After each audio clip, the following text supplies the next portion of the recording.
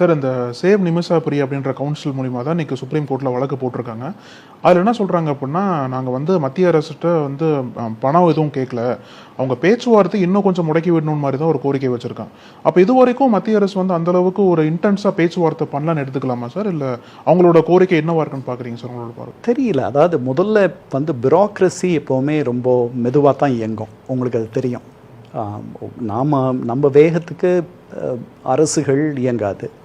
ஒரு நிர்வாகம் மெதுவாகத்தான் இயங்கும். அதுவும் இது ஒரு முறையாக தேர்ந்தெடுக்கப்பட்ட ஒரு அரசாங்கத்தோடு நாம் பேச்சுவார்த்தை நடத்தலை.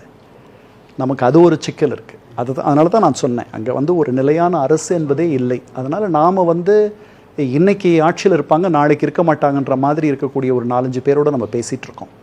சரியான இது ஒரு ஸோ இந்த இந்த இந்த சிரமங்கள்லாம் ஒரு புறம் இருக்குது. இது தவிர பொதுவாகவே பியூரோக்ரஸி நிர்வாகம் மெத்தனமாகத்தான் மெதுவாக தான் செயல்படும். அவர்கள் அந்த 23 அந்த தூக்கு தண்டனை உறுதியான பிறகு நாம் இன்னும் வேகமாக செயல்பட்டுருக்கணும். ஆனால் நாம் இப்போ எதுவும் நான் சொல்ல விரும்பலை. ஏன்னா அவர்கள் என்ன பண்ணாங்கன்றது நமக்கு தெரியாது. நாம் இருட்டில் தொழாவிட்டுருக்கோம்.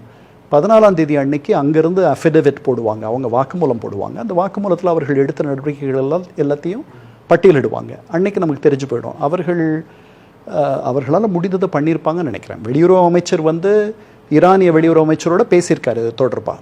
இதெல்லாம் பத்திரிகைகளில் வந்திருக்கு போன February. அதற்கு பிறகு அந்த பாதை கோல்ட் ஆகிடுது, அந்த ட்ரெயில் கோல்ட் ஆகிடுது. அதுக்கு பிறகு இப்போ சமீபத்தில் தான் திருப்பி அந்த அம்மாவுடைய வழக்கு வெளிச்சத்துக்கே வருது, கொஞ்ச நாளாக தான்.